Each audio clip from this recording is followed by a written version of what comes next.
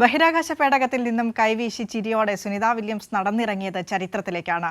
തലമുറകൾക്ക് ആകെ ആവേശം പകരുന്ന ജീവിതയാത്രയാണ് സുനിത വില്യംസ് എന്ന ഉരുക്കു വനിതയുടേത്. വയസ്സ് 59. 1965 സെപ്റ്റംബറിലാണ് സുനിത ജനിച്ചത്. യുഎസിലെ ഒഹായോയിലുള്ള യൂക്ലിഡിലായിരുന്നു ജനനം. ഗുജറാത്തുകാരനായ ദീപക് പാണ്ഡ്യയുടെയും സ്ലൊവേനിയ സ്വദേശി ബോണിയുടെയും മകൾ.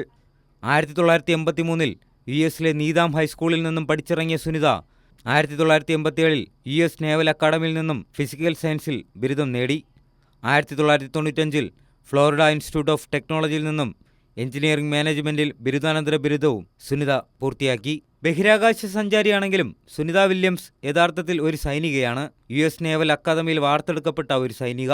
പതറാത്ത മനസ്സ് അവർ സ്വായത്തമാക്കിയത് ഈ നാവിക പരിശീലനത്തിലൂടെയാണ്. 1987 മുതൽ തന്നെ യുഎസ് നേവിയിൽ സുനിത പ്രവർത്തിക്കുന്നുണ്ടായിരുന്നു. 1989 നേവൽ ഏവിയേറ്റർ എന്ന സ്ഥാനത്തെത്തി. 1998 നാസയിൽ ചേർന്നു.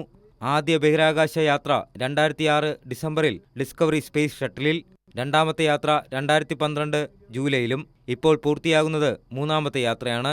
നാസയിലേക്ക് തിരഞ്ഞെടുക്കപ്പെടുമ്പോൾ സുനിത 3000-ലേറെ മണിക്കൂറുകൾ വിമാനം പറത്തിയിട്ടുണ്ടായിരുന്നു. നാസയിലെ ജോൺസൺ സ്പേസ് സെന്ററിലായിരുന്നു സുനിതയുടെ പരിശീലനം. ബഹിരാകാശത്തേക്ക് പോകുന്ന രണ്ടാമത്തെ ഇന്ത്യൻ വംശജയാണ് സുനിത വില്യംസ്. 3 ബഹിരാകാശ ദൗത്യങ്ങളുമായി ആകെ 62 മണിക്കൂർ 6 മിനിറ്റ് അവർ സ്പേസ് വാക്ക് നടത്തി.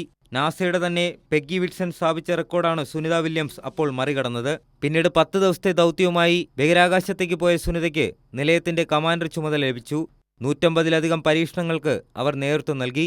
ബഹിരാകാശത്ത് മനുഷ്യനിലുണ്ടാകുന്ന ശാരീരികവും മാനസികവുമായ മാറ്റങ്ങൾ, സൂക്ഷ്മാണുക്കളുടെ വളർച്ച, സാന്നിധ്യം, റോബോട്ടിക്സ്, മെറ്റീരിയൽ സയൻസ് തുടങ്ങിയവയെല്ലാം ഈ പഠനത്തിൽപ്പെടും. നിലയത്തിലെ ഏറ്റവും വലിയ അറ്റകുറ്റപ്പണികൾക്ക് സുനിത വില്യംസ് നേരിട്ട് നേതൃത്വം നൽകി.